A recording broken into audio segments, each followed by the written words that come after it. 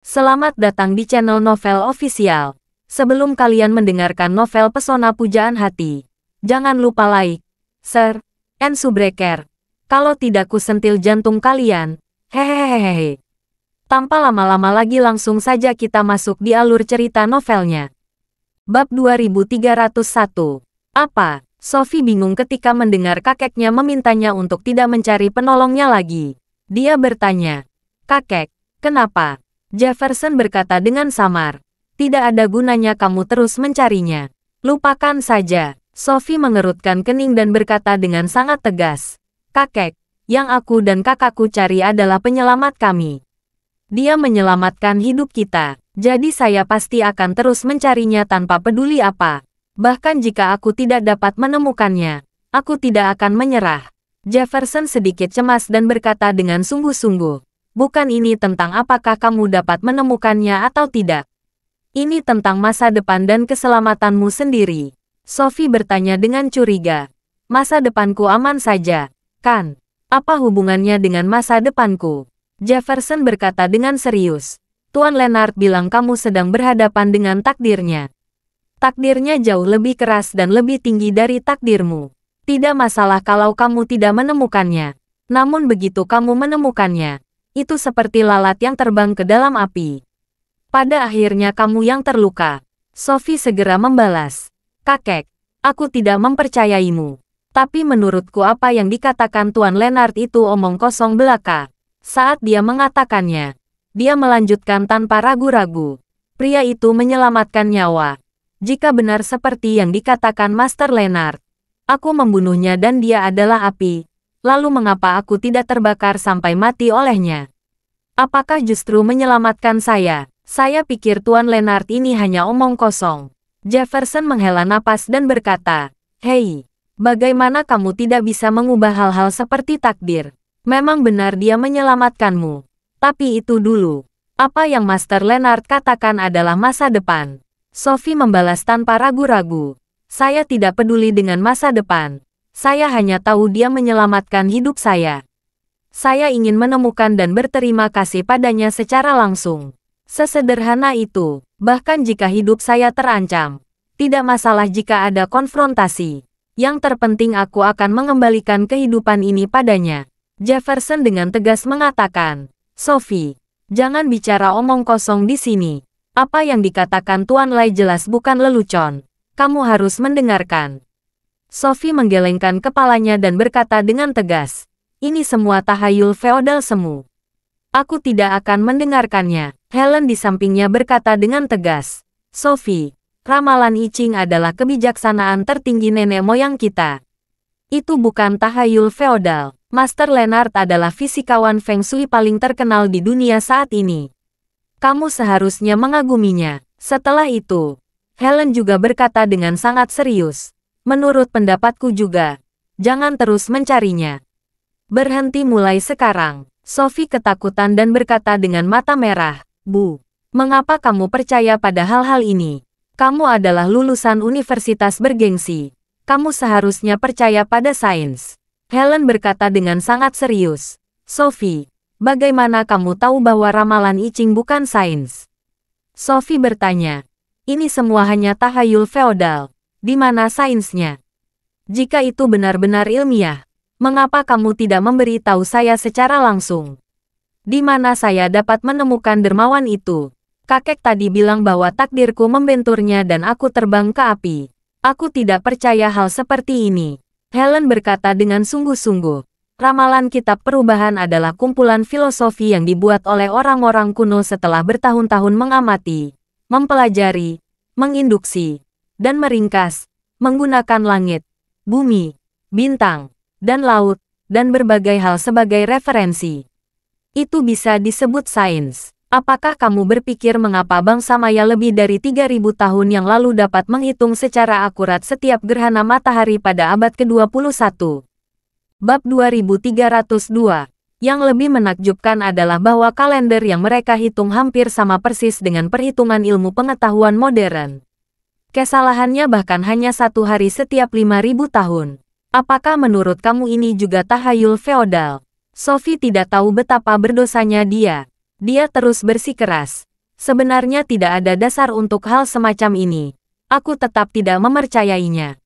Helen menghela napas saat ini, dan berkata dengan nada serius.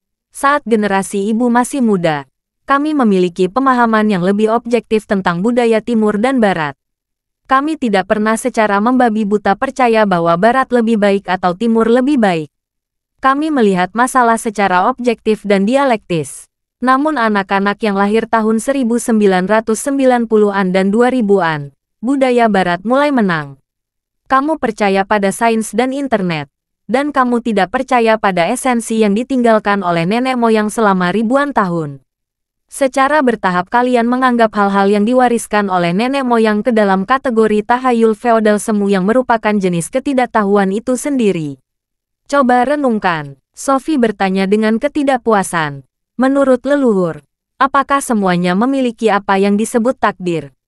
Mungkinkah apa yang aku makan dan kemana aku pergi hari ini semuanya sudah ditakdirkan sejak lama? Helen berkata dengan serius. Kamu berpikir segala sesuatu di dunia ini tidak memiliki takdir dan kamu dapat mengendalikan nasibmu sendiri. Pernahkah kamu berpikir bahwa kerikil kecil dan seluruh alam semesta yang besar, semuanya menggunakan sekumpulan aturan sendiri untuk terus berjalan? Semakin kamu melihat makro, semakin kamu menemukan bahwa takdir tidak dapat diubah. Sophie segera bertanya, Bu, katakan padaku, bagaimana nasibnya sekecil itu? Mungkin saja tergeletak di padang pasir, atau mungkin tenggelam di sungai, atau terbawa ke laut oleh arus sungai. Atau lebih mungkin dibuat menjadi pecahan keramik dan dicampur menjadi beton oleh manusia. Mungkinkah takdir telah merencanakan nasib setiap kerikil? Helen menggelengkan kepalanya dan berkata, saya baru saja mengatakan bahwa nasib harus dilihat dari sudut pandang makro, bukan dari sudut pandang mikro. Dari perspektif mikroskopis, Anda akan menganggap bahwa kerikil tidak penting dan tidak layak disebut. Dan ada banyak kerikil di dunia, dan tidak mungkin takdir merencanakan takdir yang berbeda untuk setiap kerikil. Tapi tahukah kamu ada berapa banyak bintang seperti matahari yang ada di alam semesta? Sophie tampak bingung. Helen berkata dengan serius. Sophie, jika kamu melihat mikrokosmos, kamu akan selalu berpikir terlalu kecil untuk hal tersebut. Jika kamu melihat secara makroskopis, kamu akan menemukan bahwa bahkan bumi di alam semesta, itu sama seperti kerikil. Bahkan bumi lebih kecil dari sebutir pasir. Setelah itu, Helen melanjutkan, apakah kalian anak muda suka berbicara tentang sains? Kamu tahu ada sekitar 2 triliun galaksi dalam jangkauan yang dapat diamati dan diperkirakan di alam semesta. Apa yang kamu dengar? Ada 2 triliun. Dan setiap galaksi memiliki setidaknya ratusan miliar, atau bahkan triliunan bintang. Dan matahari hanyalah salah satu dari ratusan miliar bintang di Bima Sakti.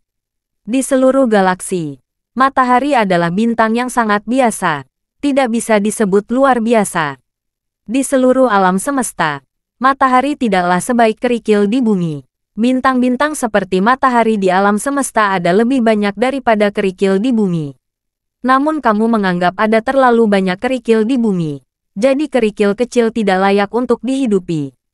Saya ingin bertanya, sangat banyak bintang yang ukurannya 100 kali ukuran bumi yang hanya menjadi kerikil kosmik di alam semesta. Apakah mereka layak untuk hidup?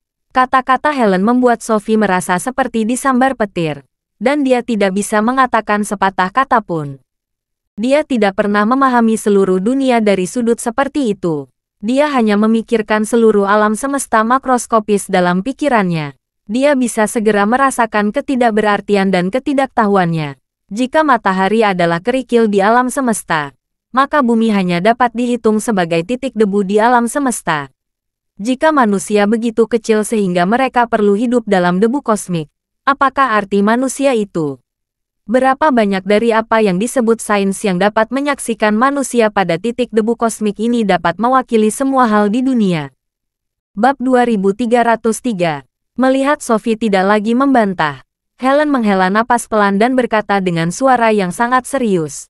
Sophie, kamu harus tahu bahwa semua bintang di lebih dari 2 triliun galaksi memiliki susunan aturannya sendiri. Bagaimana dengan kehidupan 1 miliar orang? Setelah mengatakan itu, Dia menyatukan tangannya dan berkata dengan tulus, "Saya dan ayahmu dulu pergi ke kuil untuk membakar dupa dan menyembah Buddha.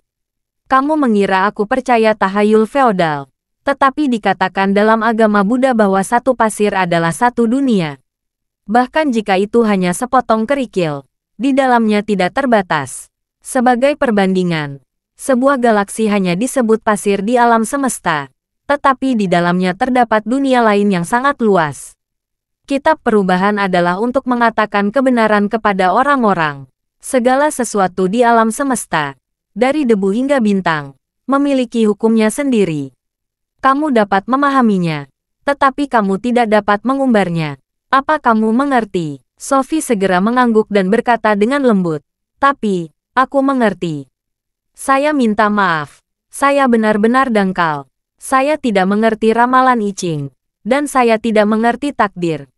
Helen tersenyum kecil dan berkata, "Segala sesuatu di dunia ini memiliki hukum. Jika kamu memahami hukum itu, kamu dapat melihat masa lalu, masa sekarang, dan masa depan." Seseorang terlebih dahulu mempelajari hukum tentang balik fenomena astronomi, sehingga mereka secara bertahap mulai menguasai kemampuan untuk memprediksi cuaca. Para astronom saat ini telah menguasai hukum pergerakan matahari dan bulan, sehingga dapat memprediksi secara akurat setiap gerak matahari dan bulan di masa depan.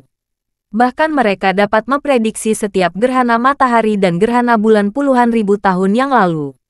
Inti dari kitab perubahan adalah merangkum hukum-hukum antara alam semesta dan manusia. Setelah kamu menguasai pola ini, kamu dapat melihat suatu peristiwa di masa lalu, sekarang, dan di masa depan seseorang. Karena Tuan Leonard menyarankan Anda untuk berhenti mencarinya, maka Anda harus patuh dan berhenti mencarinya. Kamu dan kakakmu telah ditakdirkan. Terakhir kali kamu mengalami kecelakaan di Jepang, aku hampir terkena serangan jantung. Jadi selanjutnya, saya tidak dapat menerima kecelakaan yang terjadi pada kalian lagi." Sophie bertanya tanpa sadar, "Bu, apakah server Tuan Leonard melakukan kesalahan?"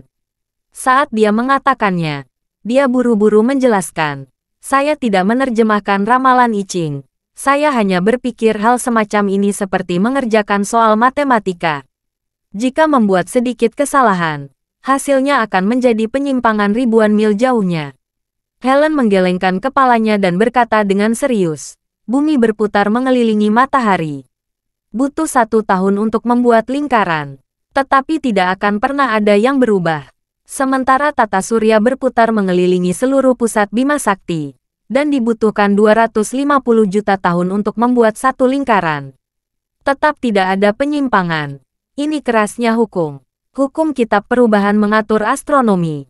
Dan Master Leonard adalah salah satu master yang mempelajari 8 diagram kitab perubahan yang paling mendalam di dunia saat ini. Tidak akan ada kesalahan, karena dia mengatakan bahwa kamu adalah kumbang yang akan terbang ke api, maka kamu harus menjauh dari api.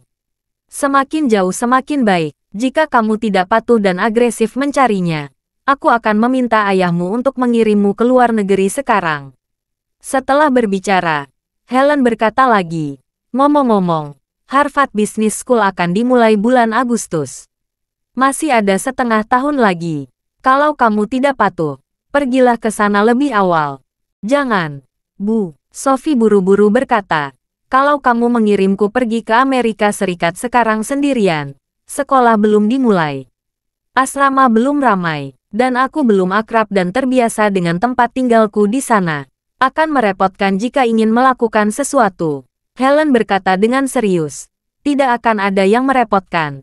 Ayahmu membeli sebuah villa di dekat Universitas Harvard tahun lalu. Kamu bisa tinggal di sana. Ada pembantu rumah tangga, pelayan, dan asisten. Kamu akan bertemu mereka di sana. Rumahnya sangat nyaman. Jika benar-benar tidak berhasil, aku juga bisa menemanimu." Ketika Sophie mendengar ini, dia dengan cepat memohon, "Tapi, aku belum ingin pergi ke Amerika Serikat. Kalau begitu aku akan mendengarkanmu." Aku berhenti mencarinya. Ketika dia mengatakan ini, Sophie penuh dengan keengganan di hatinya. Ada 10.000 alasan aku tidak mau menyerah mencari penyelamatku itu. Bab 2304. Namun, ibuku sangat tegas. Dari apa yang aku tahu tentang dia, meskipun dia biasanya sangat lembut, jadi dia membuat keputusan. Pada dasarnya tidak ada ruang untuk mediasi. Jika saya masih ingin terus menemukan dokter kulit saya, ibu pasti akan mengirim saya ke Amerika Serikat seperti yang dia katakan. Setelah berada di Amerika Serikat sejauh ribuan juta mil dari China, akan semakin mustahil menemukan kulit saya. Jadi, aku harus berbohong untuk menenangkan ibu. Aku bisa diam-diam terus mencari dermawan. Helen tidak tahu apa yang dipikirkan menantunya saat ini. Mendengar dia bersedia menyerah dalam pencarian, dia merasa lega. Jadi, dia menatap Jamie dan berkata dengan serius, "Jamie, aku harap kamu bisa tahu mana yang benar dan salah. Dapat membedakan antara yang benar dan yang salah. Taruhannya dalam masalah adikmu." Ibu baru saja berbicara sangat jelas. "Demi keselamatan hidup, kamu harus ingat bahwa kamu tidak boleh membiarkan seseorang menemukanmu secara diam-diam. Mengerti?" Ketika Jamie mendengar ini, dia segera menyatakan posisinya. "Jangan khawatir, Bu. Saya selalu kagum dengan budaya tradisional Tiongkok." Setelah Tuan Leonard berkata demikian, "Aku tidak akan membantu Sophie lagi."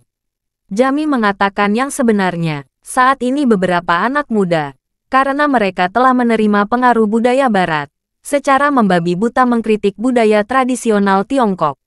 Di antara budaya tradisional ini, yang paling dikritik adalah pengobatan tradisional Tiongkok. Ketika Jamie sedang marah, dia memiliki prasangka terhadap pengobatan tradisional Tiongkok. Dia selalu menganggap pengobatan tradisional Tiongkok tidak memiliki dasar ilmiah dan eksperimen klinis. Tetapi ketika dia berusia 19 tahun, dia pernah mengalami demam ringan selama lebih dari sebulan. Dia melakukan semua tes yang bisa dilakukan di rumah sakit, dan pada dasarnya mencoba semua antibiotik, tetapi tidak ada efek apapun. Akhirnya, karena putus asa, dia pergi bersama keluarganya mengunjungi dokter terkenal. Setelah dokter terkenal mendiagnosisnya, dia mengatakan dirinya terserang kelembapan. Dokter itu memberikan akupuntur dan moksibusi di tempat itu. Segera setelah itu, dia baik-baik saja. Sejak saat itu, Jamie mengerti bahwa sesuatu itu ada karena ada alasannya. Pengobatan tradisional Tiongkok telah berkembang bersama dengan peradaban Tiongkok selama 5.000 tahun. Kebijaksanaan yang terkandung di dalamnya, pada kenyataannya, apa yang bisa disangkal oleh seorang anak laki-laki. Oleh karena itu, sejak saat itu, dia semakin kagum dengan budaya tradisional. Hal yang sama berlaku untuk ramalan I Ching. Tentu saja, beda dengan Sophie. Saat mendengar ini, hatinya menjadi semakin putus asa. Dia tahu jika kakaknya tidak mau membantu, dia akan kehilangan semua bantuannya. Jika demikian, apakah dia masih memiliki kesempatan untuk menemukan dermawannya? Sejak diselamatkan di Jepang, dia selalu memikirkan Charlie berkali-kali setiap hari, dan semua detail penyelamatannya saat itu. Dapat dikatakan bahwa Charlie telah pergi jauh ke dalam sumsum tulangnya. Oleh karena itu, bahkan jika dia menjadi kumbang yang masuk ke nyala api, dia tetap enggan untuk berhenti mencari. Pada saat ini, Helen menatap Sophie. Dia berkata dengan nada yang tidak dapat disangkal, "Sophie, ibu ingin tinggal di Aurus Hill untuk sementara waktu ini. Kamu bisa berteman denganku di Aurus Hill. Tidak perlu kemana-mana." Bab 2305. Helen benar-benar ingin tinggal di kota Aurus Hill untuk sementara waktu. Bukan hanya karena menyukai Curtis.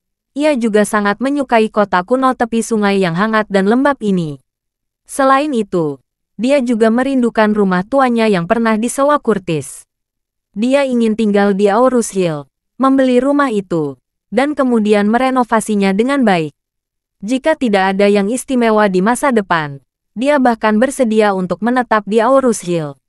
Helen menikahi Sheldon ketika dia melihat pria yang dicintainya menikahi wanita lain. Dia kehilangan kepercayaan dan harapannya dalam hubungan itu. Tetapi setelah menikah, dia dan Sheldon hanya memiliki keluarga dan tidak ada cinta. Dengan terungkapnya pengkhianatan Sheldon terhadapnya, sayangnya kasih pada Sheldon hampir menghilang. Saat ini dia belum bercerai dari Sheldon. Namun, Dia telah membuat keputusan bahwa dia tidak akan memaksakan dirinya demi orang lain. Mulai saat ini, dia ingin hidup sesuai dengan kemauannya sendiri. Menetap di Aurus Hill adalah langkah pertama. Ketika Sophie mendengar ibunya meminta tinggal di Aurus Hill, dia sebenarnya tidak mau. Dia berpikir dalam hati, apakah keluarga Schultz atau keluarga Dunn, lingkungan dengan pengaruh utama ada di Eastcliff. Hanya di Eastcliff saya dapat memiliki kesempatan untuk memobilisasi lebih banyak sumber daya untuk membantu saya menemukan dermawan saya. Namun, jika aku tinggal bersama ibu di Aurus Hill, tidak ada sumber daya yang bisa aku gerakkan. Selain itu, ibuku sangat menentangku mencari dermawan. Aku akan berada di bawah pengawasannya. Aku tidak akan memiliki kesempatan untuk menemukan dermawan. Memikirkan hal ini, Sophie merasa sangat tertekan. Dia tidak segera menanggapi kata-kata ibunya. Melihat ekspresinya yang penuh dengan keraguan dan kegembiraan, Helen mengerutkan kening dan bertanya, "Bagaimana? Ibu mengerti maksudmu. Apakah kamu tidak setuju?" Sophie segera menjawab, "Tidak, Bu. Aku sebenarnya sangat ingin tinggal menemani kamu di Aurus Hill. Tapi sejujurnya, saya khawatir saya tidak akan terbiasa dengan kehidupan Aurus Hill." Helen mengangguk dan bertanya, "Katakan padaku, mengapa kamu tidak terbiasa?"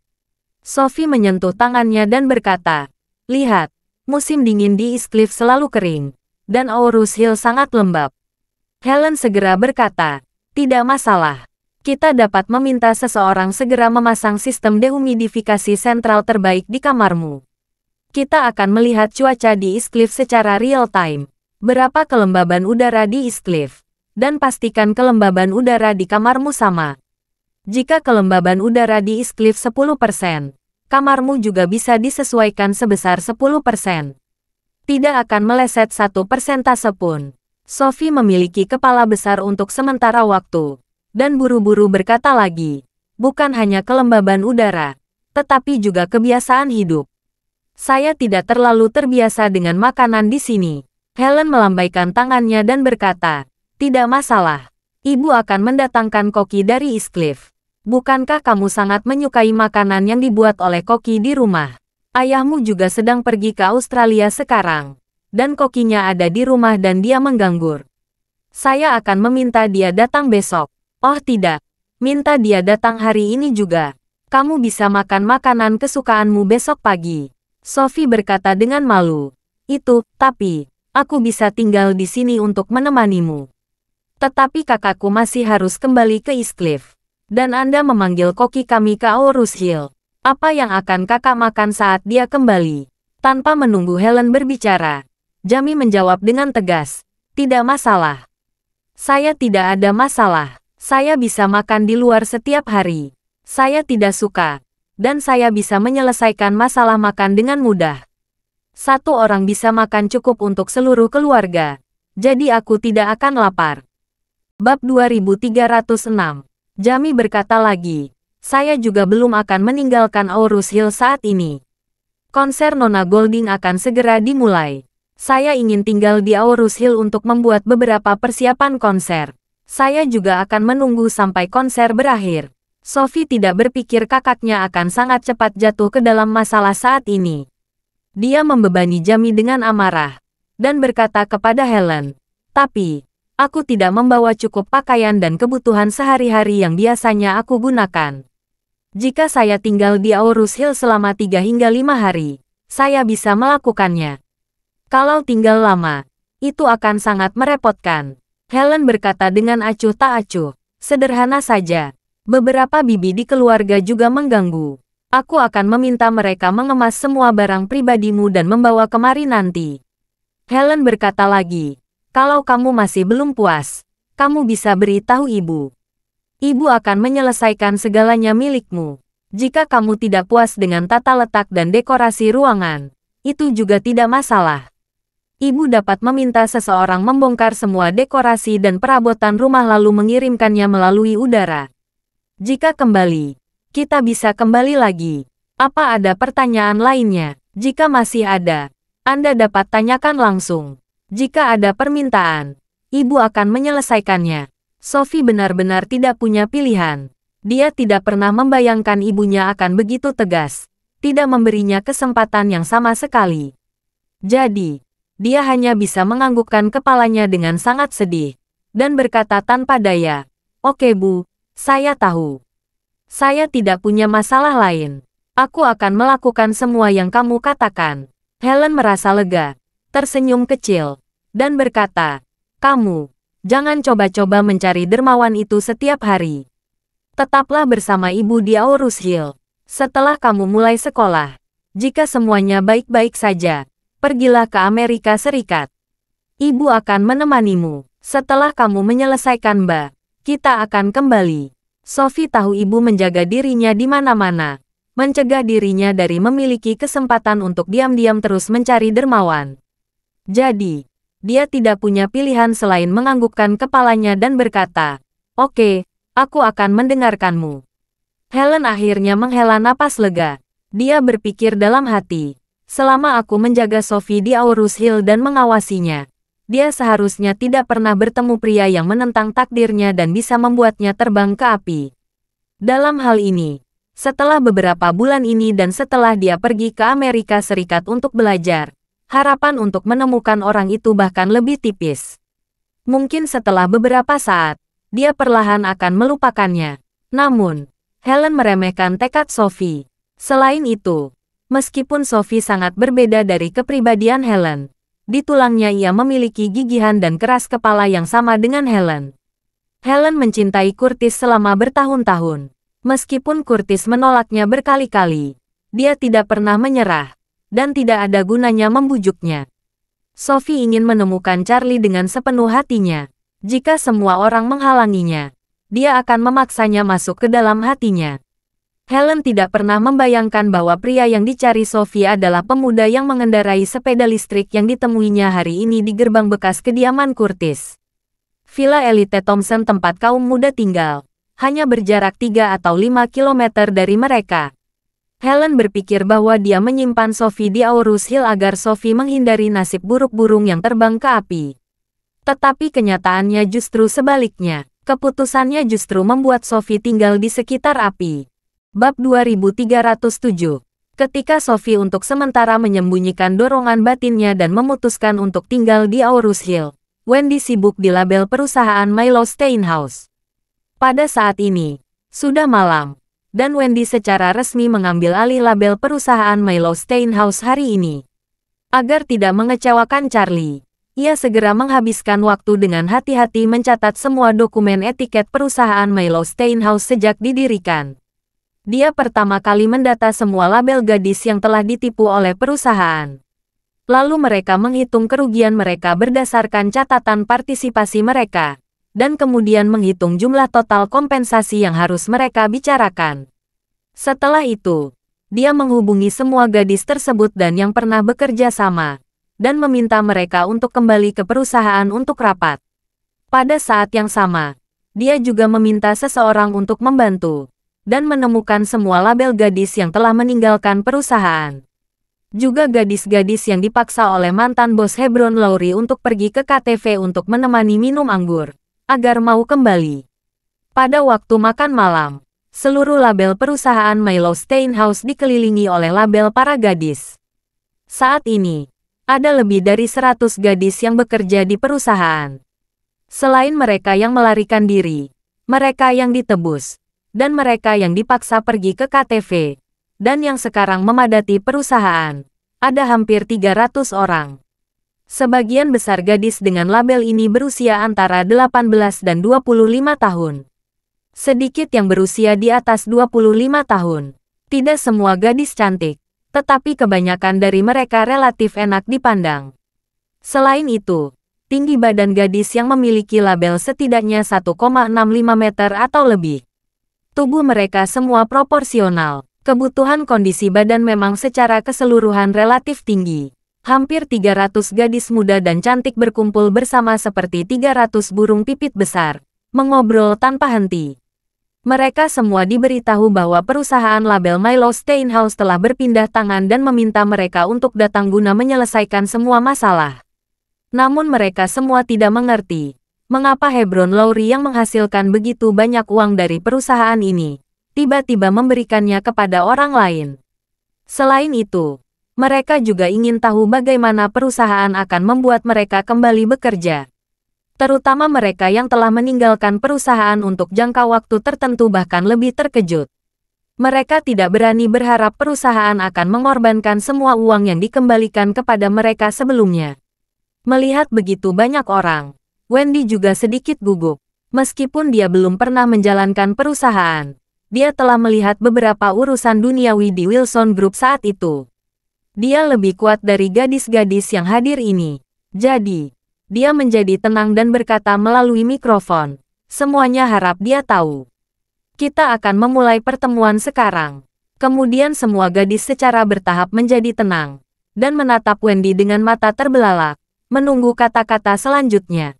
Wendy berdeham dan berkata dengan serius, "Pertama-tama, saya ingin mengumumkan kepada Anda bahwa semua saham perusahaan label Milo Steinhaus saat ini telah ditransfer ke nama saya.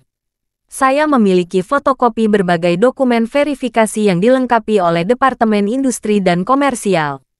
Kalian bisa membacanya, atau Anda dapat mengunjungi situs web kami untuk melihat apakah pemegang saham telah berubah dari Hebron Lowry ke Wendy Wilson."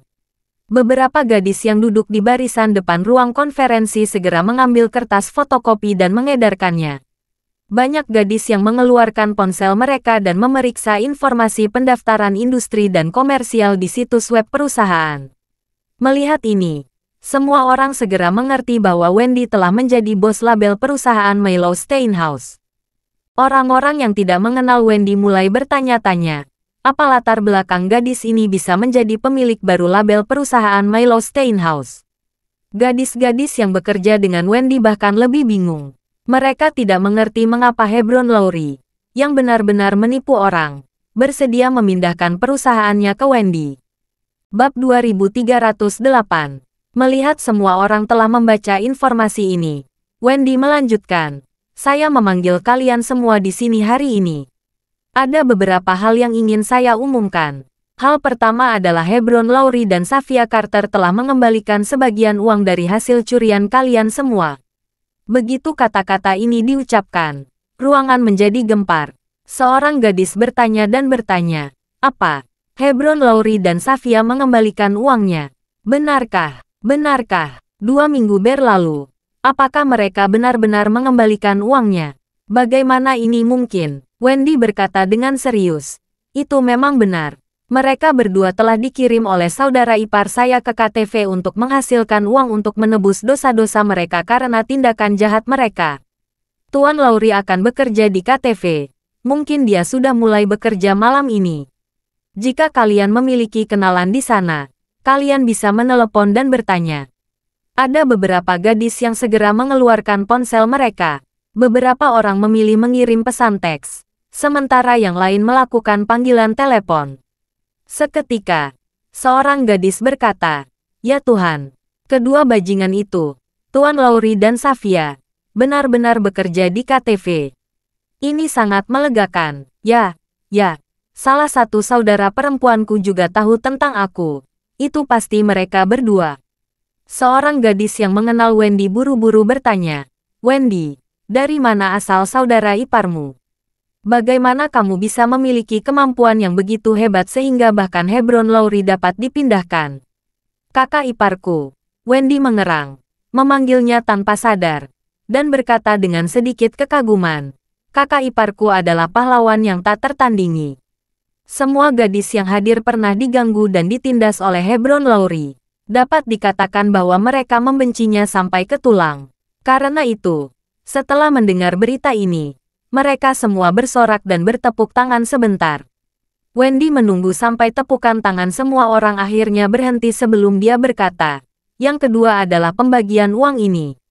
Tuan Lowry dan Safia mengembalikan total sekitar 4 juta yuan, kecuali 500.000 yuan yang direncanakan untuk dana operasi lanjutan perusahaan. Sisa 3,5 juta yuan akan dikembalikan ke kalian semua yang hadir." Ketika semua orang mendengar ini, mereka heran dan tercengang. Mereka benar-benar tidak berpikir bahwa hal pertama yang dilakukan Wendy ketika dia mengambil alih perusahaan adalah mengembalikan sejumlah besar 3,5 juta kepada mereka. Wendy melanjutkan, saya sudah menghitung rasio pengembalian uang secara spesifik. Tentu saja, uang ini tidak cukup untuk menebus semua kerugian kalian semua. Namun ini masih dapat memberi kalian beberapa kompensasi. Daftar kompensasi dan jumlah yang sesuai akan diumumkan. Jika kalian tidak keberatan, setelah menandatangani dan menyimpulkan, keuangan kami akan segera membayar kalian. Wendy menjelaskan lagi, sejujurnya, kami telah menarik 3,5 juta uang tunai dari rekening bank kami hari ini. Setelah itu, Wendy mengedipkan mata ke orang keuangan, yang tidak jauh darinya. Bagian keuangan pergi ke kantor untuk memanggil beberapa pria pengawal. Masing-masing pria kuat ini memegang koper besar di tangan mereka. Lalu mereka membentangkan koper itu di atas meja konferensi di mimbar, memperlihatkan uang kertas merah di dalamnya. Hampir 300 gadis segera berteriak dengan penuh semangat, dan beberapa bahkan berteriak di tenggorokan mereka, "Hidup Wendy!" Segera setelah itu, tepukan tangan yang meriah pecah lagi. Pada saat ini, Wendy telah memenangkan hati dan dukungan dari gadis-gadis ini. Dia berhasil mengambil langkah pertamanya untuk mengambil alih perusahaan etiket Milo Steinhaus. Bab 2309. Diiringi tepuk tangan meriah dan sorak-sorai, Wendy pun sedikit malu. Dengan tenang ia melanjutkan. Yang ketiga adalah, perusahaan akan terus beroperasi dengan mode baru. Cara kerjanya adalah, hampir semua 300 gadis mengharapkan pengumuman berikutnya saat ini. Wendy berkata dengan serius. Pertama-tama, perusahaan label Milo Steinhaus akan tetap sama seperti sebelumnya.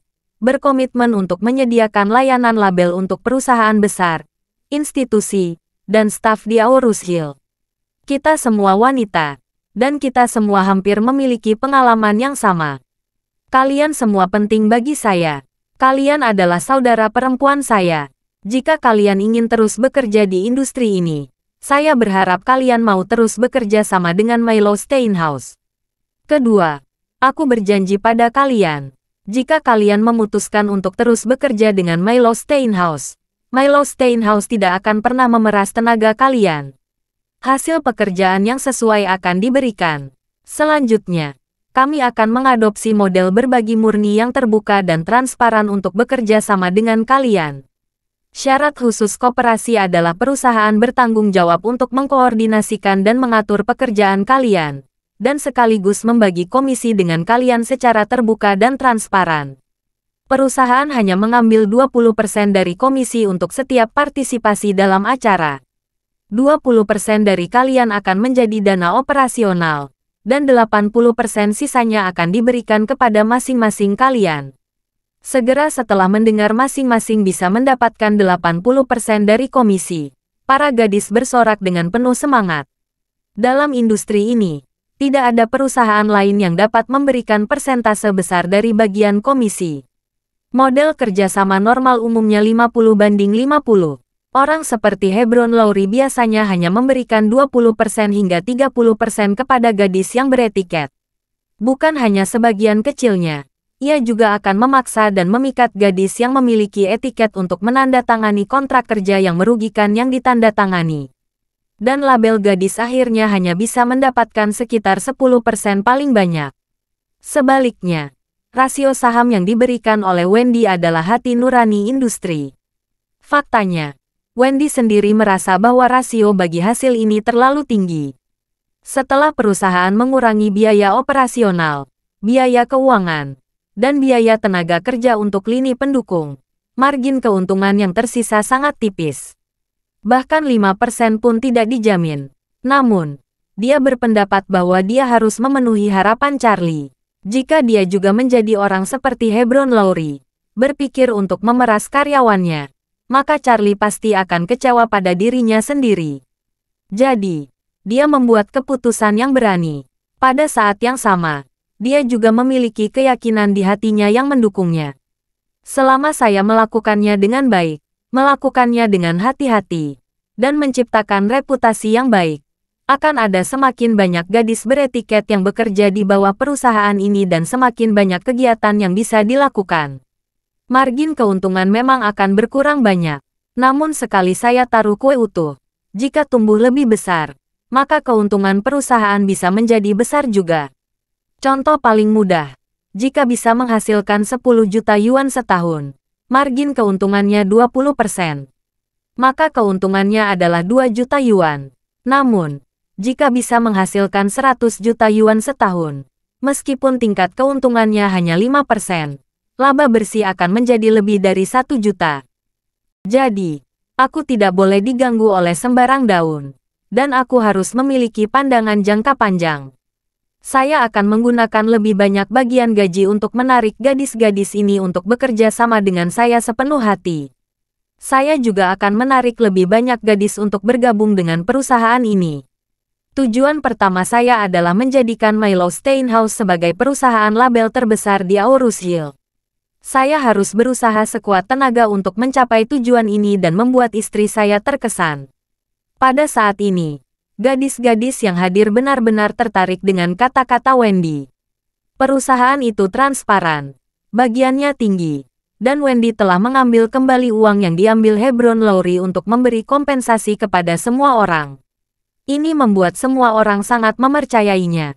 Jadi, hampir setiap gadis membuat keputusan jauh di dalam hati. Pada saat ini, Wendy melanjutkan, saat ini ada dana operasional 500.000 di rekening perusahaan. Saya telah memesan 3 kendaraan dengan 13 kursi. Kendaraan ini khusus akan digunakan untuk antar jemput gratis bagi karyawan perusahaan. Saat dia mengatakannya, dia berkata dengan agak malu. Namun, dana saat ini terbatas dan sebagian besar dana telah digunakan untuk kompensasi kalian. Jadi kami baru bisa membeli 3 mobil dulu. Jika kita memiliki lebih banyak karyawan di masa depan, bahkan jika 3 mobil terus berjalan bolak-balik, mungkin tidak akan dapat memenuhi kebutuhan banyak orang. Bab 2310. Kalau begitu, ketika kita mulai bekerja, beberapa karyawan mungkin tidak dapat menikmati layanan antar jemput untuk saat ini. Kendaraan shuttle ini akan memprioritaskan karyawan yang tinggal jauh, pergi dan pulang. Tetapi saya akan berjanji kepada saudara perempuan saya, setelah perusahaan menghasilkan lebih banyak uang, kami akan terus menambah lebih banyak pengiriman. Pada akhirnya, kami ingin membentuk tim kami sendiri. Kami ingin memastikan bahwa setiap acara dan setiap Anda akan dijemput dan diantar dengan mobil. Jadi kalian bisa tetap bekerja. Tidak peduli seberapa dingin atau panasnya cuaca. Tidak peduli berangin atau hujan.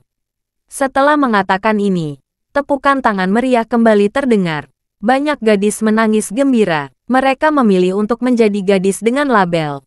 Pada kenyataannya, karena mereka tidak memiliki cara lain yang baik untuk bertahan hidup. Apalagi kondisi keluarga mereka juga tidak terlalu baik. Setiap hari mereka akan diganggu kemanapun mereka pergi. Mereka diganggu oleh bos di perusahaan. Keluar dari bekerja pada suatu acara, mereka juga akan mengganggu pihak lain. Singkatnya, hampir tidak ada orang yang menghormati mereka, dan tidak ada yang memikirkan mereka. Namun, kata-kata Wendy sangat menyentuh hati mereka, membuat mereka merasakan kehangatan, cinta, dan perhatian untuk pertama kalinya. Jadi, seseorang segera berdiri dan berkata dengan penuh semangat, "Nona Wendy, saya bersedia bekerja dengan Anda." "Ya, Suster Wendy, aku akan ikut denganmu. Saya lulus dari sekolah menengah dan mulai bekerja sebagai gadis berlabel untuk membantu keluarga saya melunasi hutang. Saya telah melakukan pekerjaan ini selama 6 tahun. Saya sudah merasakan segala macam suka dan duka. Tetapi saya belum merasakan manisnya." Kata-kata Sister Wendy membuatku merasa manis dari lubuk hatiku. "Masuklah aku sebagai karyawanmu." "Ya, tidak ada perusahaan yang pernah memperlakukan kami sebagai manusia. Baru sekarang Suster Wendy memperlakukan kami sebagai saudara perempuan. Saya tidak ragu-ragu. Saya akan bergabung juga."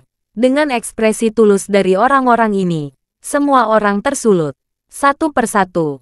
Mereka hanya mengekspresikan posisi mereka dan dengan tegas memilih untuk bergabung. Wendy tidak bisa menyembunyikan kegembiraannya dan berkata, "Oke, Mari kita tanyakan niat kamu sekarang. Jika Anda tertarik, saudara perempuan yang terus bekerja di perusahaan label Milo Steinhaus, silakan angkat tangan. Dalam sekejap, 3 atau 400 tangan terangkat di bawah panggung.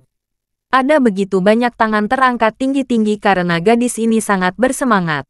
Wendy melihat tidak ada orang yang tidak mengangkat tangan. Semua orang mengangkat tangan tinggi-tinggi, dengan kegembiraan penuh di wajah mereka. Di hadapan mereka, tidak ada keraguan, tidak ada keterikatan, tidak ada bantuan setengah-setengah. Semuanya penuh kegembiraan dan kesalehan.